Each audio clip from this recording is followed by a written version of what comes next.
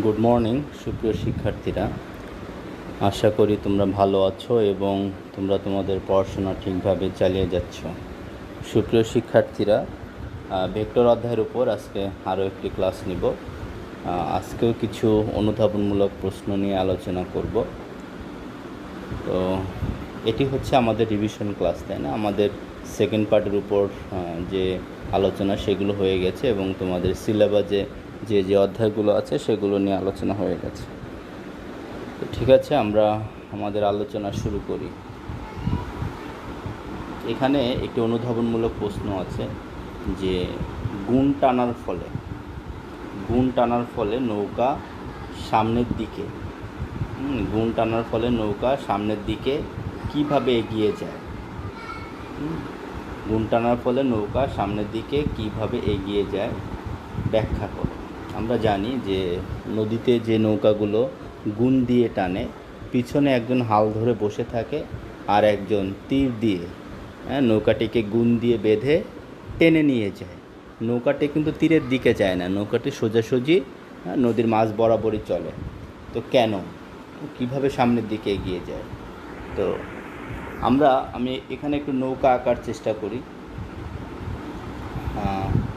এটি যদি একটু নৌকা হয়, ঠিক আছে, এই নৌকাটিকে ধরো যে এফ বলে টানা হচ্ছে। এই বল দুইটা উপাংশে ভাগ হয়ে যাবে। একটা হলো অনুভূমিক উপাংশ এফ কস থিটা আর উলম্ব উপাংশ এফ সাইন থিটা। এই উলম্ব উপাংশ অর্থাৎ উলম্ব বরাবর যে বল, সেই বলটা নৌকার হাল দ্বারা নিষ্ক্রিয় হয়ে যায়। উলম্ব বরাবর অর্থাৎ উলম্ব উপাংশ, বলের উপর উলম্ব উপাংশ নৌকার হাল দ্বারা নিষ্ক্রিয় হয়ে যায়। অনুভূমিক উপাংশ যেটা নৌকাটিকে সামনের দিকে নিয়ে যায়।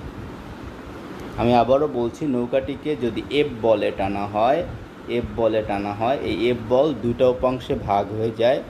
অনুভূমিক উপাংশ এফ কস থিটা যেটা নৌকাটিকে সামনের দিকে নিয়ে যায়, উলম্ব উপাংশ যেটাকে নৌকার হাল দ্বারা নিষ্ক্রিয় করা হয়।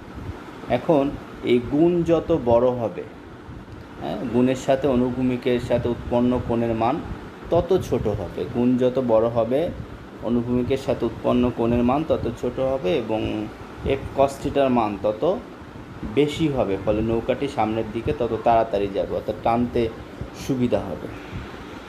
ঠিক আছে, এখানে বলা আছে, মনে করি একটি নৌকার ও বিন্দুতে গুণ দিয়ে বেঁধে ও এ বরাবর নৌকাটিকে এফ বলে তীরের দিকে টানা হচ্ছে। ওবি বরাবর এফ বলে তীরের দিকে টানা হচ্ছে।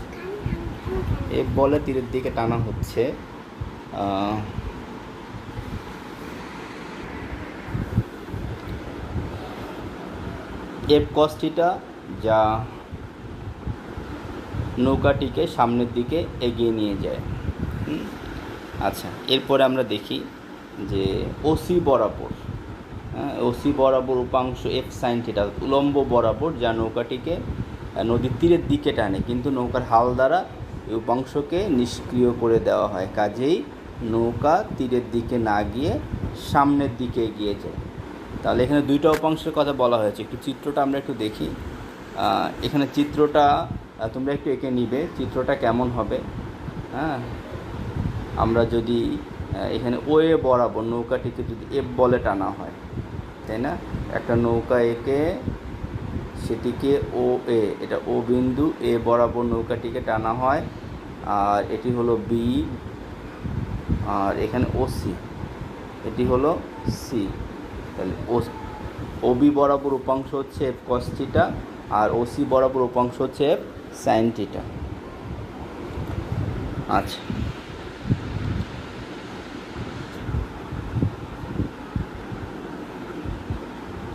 এরপরে সুন্দর একটি প্রশ্ন আছে, I dot J equal to 0 কেন? বা এই প্রশ্নটা আমরা এভাবে করতে পারি যে আই ক্যাপ ইকুয়াল টু 1 কেন? আই ডট জে বা আই ডট কে বা J dot K equal to 0 কেন বা আই ডট আই বা জে ডট জে বা কে ডট কে ইকুয়াল টু 1 কেন? প্রশ্ন বিভিন্নভাবে হতে পারে। একটা প্রশ্নের মাধ্যমে তোমরা উত্তরগুলো বুঝে নেওয়ার চেষ্টা করবে। আচ্ছা, এখানে আমরা জানি আয়ত একক ভেক্টর কাকে বলে, তোমাদের সংজ্ঞাটা মনে আছে কি না? যে ত্রিমাত্রিক কার্তেশীয় স্থানাঙ্ক ব্যবস্থায় তিনটি ধনাত্মক অক্ষ বরাবর যে তিনটি একক ভেক্টর বিবেচনা করা হয়, তিনটি ধনাত্মক মানে এক্স অক্ষ, ওয়াই অক্ষ এবং জেড অক্ষ বরাবর যে তিনটি একক ভেক্টর বিবেচনা করা হয় তাদেরকে বলা হয় আয়ত একক ভেক্টর। তাহলে এক্স অক্ষ বরাবর আয়ত একক ভেক্টর হচ্ছে আই ক্যাপ, ওয়াই অক্ষ বরাবর আয়ত একক ভেক্টর জে ক্যাপ, আর জেড অক্ষ বরাবর আয়ত একক ভেক্টর কে ক্যাপ। তাহলে I dot J equal to 0। আমরা কি জানি যে A dot B equal to কী হবে? Modulus A B modulus B cos theta, তাই না? তাহলে I dot J cap equal to কী হবে?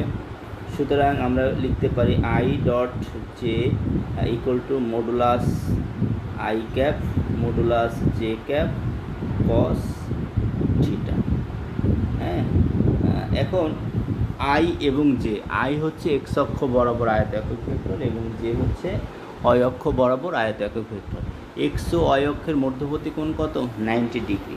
তাহলে আমরা কি লিখতে পারি? এটির মান হচ্ছে 1 × 1 × cos 90 ডিগ্রি। cos 90 এর মান কত? 0, তার মানে 0। বুঝতে পারছি? এখানে আই ডট জে না হয়ে যদি আই ডট আই হয় তখন এখানে কোণ হবে 0 ডিগ্রি, এখানে কোণ হবে 0 ডিগ্রি।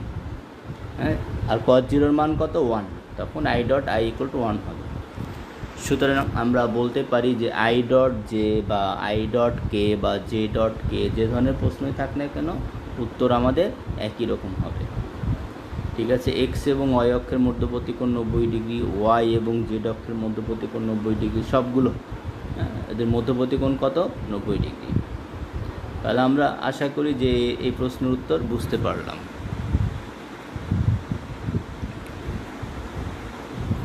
এখানে দেখো স্লাইডেও দেওয়া আছে আই ও জে এর ডট গুণফল modulus I cap modulus J cap cos theta. I cap মানে একক ভেক্টর, তাই তার মান 1, আর cos 90 ডিগ্রি তার মানে কত? 0। সুতরাং আই এবং জে এর মধ্যবর্তী কোণ 90 ডিগ্রি বলে I dot J equal to 0।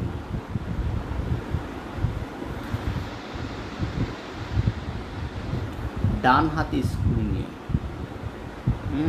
ডান হাতি স্ক্রু, আমরা স্ক্রুটাকে যখন ঘুরাই তখন ডান পাকে দিলে স্ক্রুটা টাইট হয় আর বাম পাকে দিলে স্ক্রুটা খুলে যায়। তাহলে ডান হাতি স্ক্রু নিয়ম যে কোনো ভেক্টরের ক্ষেত্রে, যেমন আমরা যদি ভেক্টর এদিকে একটা ভেক্টর হয় এ এবং এইদিকে একটা ভেক্টর হয় বি, তাহলে এদের মধ্যবর্তী কোণ যদি থিটা হয়, তোমরা চিত্রটা এভাবে একই এ, এটা হলো বি, হ্যাঁ, এদের মধ্যবর্তী কোণ যদি থিটা হয় তাহলে এই ভেক্টরের দিকটা কী হবে? এই ভেক্টরের দিক এটা C equal to A cross B. তাহলে এই এ ও বি এর দিক কোন দিকে হবে এটি আমরা ডান হাতে স্ক্রু নিয়মের সাহায্যে বের করতে পারি। তখন আমাদেরকে কি বলতে হবে? যে দুটি ভেক্টরের সমতলে একটি ডান হাতি বা ডান পাকের স্ক্রুকে লম্বভাবে স্থাপন করে প্রথম ভেক্টর থেকে দ্বিতীয় ভেক্টরের দিকে ক্ষুদ্রতর কোণে ঘোরালে স্ক্রুটি যে দিকে অগ্রসর হবে সেই দিক হবে ভেক্টর গুণনের দিক। তাহলে আমি যদি এখানে এ ক্রস বি এর দিক চাই তাহলে কি বলবো? যে এ এবং বি ভেক্টর এর সমতলে একটি ডানহাতি স্ক্রুকে লম্বভাবে স্থাপন করে প্রথম ভেক্টর থেকে দ্বিতীয় ভেক্টর মানে এ থেকে বি এর দিকে ঘোরালে স্ক্রুটি যে দিকে অগ্রসর হয় সেই দিকই হবে এ ক্রস বি এর দিক বা সি ভেক্টরের দিক। তাহলে আমার এই ডানহাতি স্ক্রু নিয়মের সাহায্যে যে কোনো ভেক্টরের দিক নির্ণয় করা যায়। যেমন ভেক্টর রাশি হলে তার অবশ্যই কী থাকবে? দিক থাকবে। দুটি ভেক্টর কখন সমান্তরাল হবে বা দুটি ভেক্টর কখন লম্ব হবে? দুটি ভেক্টর কখন সমান্তরাল হবে বা দুটি ভেক্টর কখন লম্ব হবে? সমান্তরাল ভেক্টর, দুটি ভেক্টর যদি একই রেখা বরাবর ক্রিয়া করে বা পরস্পরের সমান্তরালে যদি ক্রিয়া করে তাহলে এরা কি সমান্তরাল ভেক্টর হতে পারে। এখন আমরা জানি যে দুটি ভেক্টর পরস্পর সমান্তরাল হবে যদি এদের ক্রস গুণফলটা 0 হয়। এ ক্রস বি ইকুয়াল টু যদি 0 হয় তাহলে এ ও বি পরস্পর সমান্তরাল। আবার A dot B equal to যদি 0 হয় তাহলে এ ও বি পরস্পর লম্ব হবে। তাহলে মান 0 নয় এমন দুটি ভেক্টরের ক্রস গুণফলের মান যদি 0 হয়, ঠিক আছে, দুইটা ভেক্টরের মান 0 না এমন দুটো ভেক্টরের ক্রস গুণফল যদি 0 হয় তাহলে ভেক্টর দিয়ে পরস্পর সমান্তরাল হবে। তাহলে আমাদের শুরুতে ধরে নিতে হবে যে মনে করি এ ও বি দুটি ভেক্টর এবং এদের মধ্যবর্তী কোণ হচ্ছে কি থিটা। আমরা জানি এ ক্রস বি সমান সমান modulus A modulus B sine theta N cap. এখানে এন ক্যাপটা হলো এ ক্রস বি এর দিক, এ ক্রস বি এর দিক যা এন ক্যাপের দিকও তাই। সুতরাং এটা হলো এখন আমাকে প্রমাণ করতে হবে যে এখান থেকে থিটার মানটা কত আসে। থিটার মানটা যদি 0 ডিগ্রি আসে তাহলে এ ও বি পরস্পর সমান্তরাল, 180 আসলে এ ও বি পরস্পর সমান্তরাল। তাহলে A cross B equal to 0 হলে, A cross B equal to 0 হলে বা A dot modulus A modulus B sine theta equal to 0 হলে এর ওই পাশে চলে গেলে সাইন থিটা ইকুয়াল টু 0 বা sine theta equal to sine 0 degree বা সাইন 180 ডিগ্রি, দুইটার মানই 0। সুতরাং থিটা ইকুয়াল টু 0 বা 180 ডিগ্রি। অতএব আমরা বলতে পারি যে এ ও বি পরস্পর সমান্তরাল হবে যদি থিটা ইকুয়াল টু 0 ডিগ্রি বা 180 ডিগ্রি হয়, তাহলে দুইটা ভেক্টর পরস্পর সমান্তরাল হবে। সুতরাং মান 0 নয় এমন দুটি ভেক্টরের ক্রস গুণফল 0 হবে যদি তাদের মধ্যবর্তী কোণ কত হয় 0 ডিগ্রি বা 180 ডিগ্রি।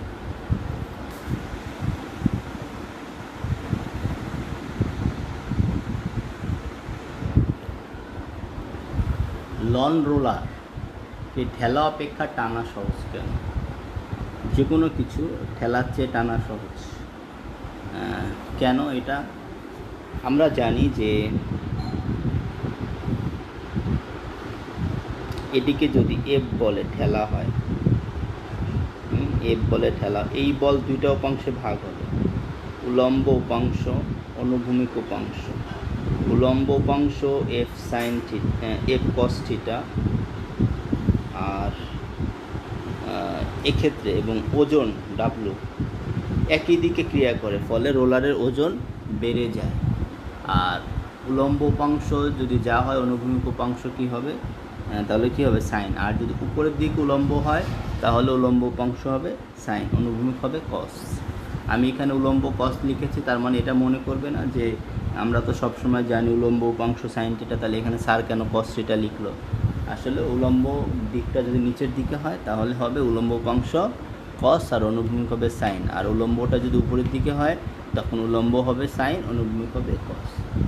তাহলে আমরা এখান থেকে দেখতে পারি যখন রোলারকে লন রোলারকে ঠেলা হয় তখন এর উলম্ব উপাংশ এবং ওজন একই দিকে ক্রিয়া করে, ফলে রোলারের আপাত ওজন হবে W plus F, W plus কী হবে এফ কস থিটা। রোলারের আপাত ওজন হবে W plus F cos theta, ঠিক আছে। আচ্ছা, বা আমি যদি এই উলম্ব উপাংশটাকে এফ ওয়াই ধরি তাহলে রোলারের আপাত ওজন হবে ডাব্লু প্লাস এফ ওয়াই। এখানে কি আছে দেখো, যে ধরা যাক লন রোলারের ওজন ডাব্লু এবং এর হাতলের উপর প্রযুক্ত বলে যা অনুভূমিকের সাথে থিটা কোণে ক্রিয়াশীল। এফ বল দুইটা উপাংশে ভাগ হয়ে যাবে, এফ বল দুইটা উপাংশে ভাগ হয়ে যাবে, অনুভূমিক উপাংশ এফ কস থিটা, এখানে জাস্ট উপরেরটা ধরছে, এবং উলম্ব উপাংশ এফ সাইন থিটা। যখন রোলারকে টানা হয় তখন অন্য উলম্ব উপাংশ এবং ওজন একই দিকে ক্রিয়া করে, ফলে তখন রোলারের আপাত ওজন হয় W plus F sine theta. আবার যখন রোলারকে টানা হবে তখন তাদের আপাত ওজনটা নিচের দিকে ক্রিয়া করবে, বাট অনুভূমিক উপাংশটা উপরের দিকে ক্রিয়া করবে, তখন তাদের আপাত ওজন হবে W minus F sine theta, W minus F sine theta, ঠিক আছে। তার মানে যখন টানা হবে তখন আপাত ওজনটা কমে যাবে, আর যখন ঠেলা হবে তখন আপাত ওজনটা বেড়ে যাবে। মূলত এটিই কারণ যে লন রোলারকে ঠেলার চেয়ে টানা সহজ কেন। তাহলে টানার সময় উলম্ব উপাংশটা কোন দিকে ক্রিয়া করে? উপরের দিকে ক্রিয়া করে, ফলে রোলারের ওজন কমে যায়। আর ঠেলার সময় উলম্ব উপাংশটা নিচের দিকে ক্রিয়া করে, ফলে রোলারের ওজন বেড়ে যায়। তাই রোলার ভারী হয়ে যায় এবং ঠেলাটা কী হয়ে যায়? কষ্টকর হয়ে যায়।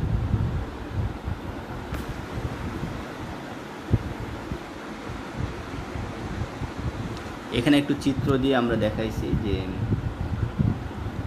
এটি হলো অনুভূমিক উলম্ব উপাংশ, এটি অনুভূমিক উপাংশ। আবার এক্ষেত্রে অনুভূমিক উপাংশ এফ সাইন থিটা উপরের দিকে, আর অনুভূমিক উপাংশ তো অনুভূমিক বরাবর। তার মানে এই অনুভূমিক উপাংশ টানার ক্ষেত্রে উপরের দিকে ক্রিয়া করে, আর ঠেলার ক্ষেত্রে নিচের দিকে ক্রিয়া করে। তাই ঠেলার ক্ষেত্রে ওজন বেড়ে যায়, আর টানার ক্ষেত্রে ওজন কমে যায়।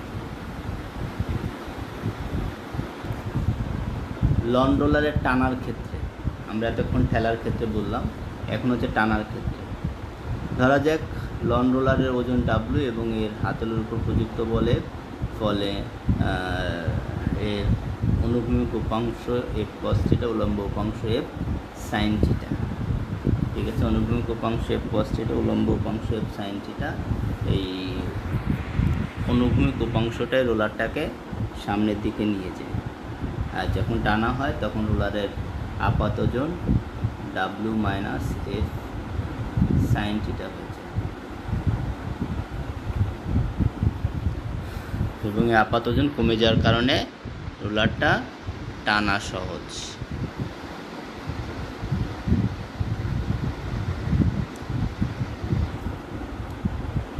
সিলিংয়ে রক্ষিত বৈদ্যুতিক পাখা কিভাবে ঘোরালে ফ্যানের নিচে বসা ব্যক্তি বাতাস পাবে এবং ব্যাখ্যা করে।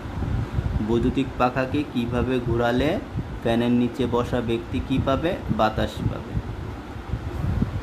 সিলিংয়ে রক্ষিত বৈদ্যুতিক পাখা ঘড়ির কাঁটার দিকে ঘোরালে বা ফ্যানের নিচে বসা ব্যক্তি বাতাস পাবে, কারণ এক্ষেত্রে ডানহাতি নিয়ম প্রযোজ্য। একটু আগে আমরা ডানহাতি স্ক্রু নিয়মটা বুঝলাম, তাই না? আচ্ছা, তার মানে ঘড়ির কাঁটার দিকে ঘোরালে ফ্যানে বসা ব্যক্তি বাতাস পাবে, আর এক্ষেত্রে স্ক্রু নিয়মটা প্রযোজ্য। ডান হাতি স্ক্রু নিয়মটাকে ভুলে গেছে, ওই যে দুইটা ভেক্টরের সমতলে একটি ডান হাতি স্ক্রুকে লম্বভাবে স্থাপন করে প্রথম ভেক্টর থেকে দ্বিতীয় ভেক্টরের দিকে ঘোরালে স্ক্রুটি যেদিকে ঘোরে সেই দিকেই হবে ক্রস গুণনের দিক।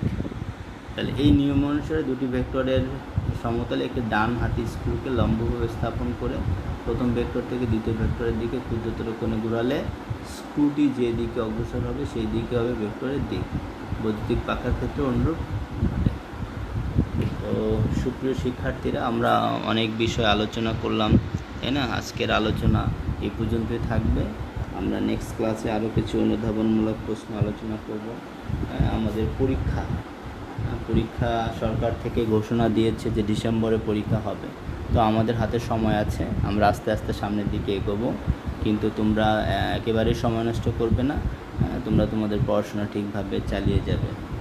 ধন্যবাদ জানাই সবাইকে। সবাই সুস্থ থাকো, ভালো থাকো।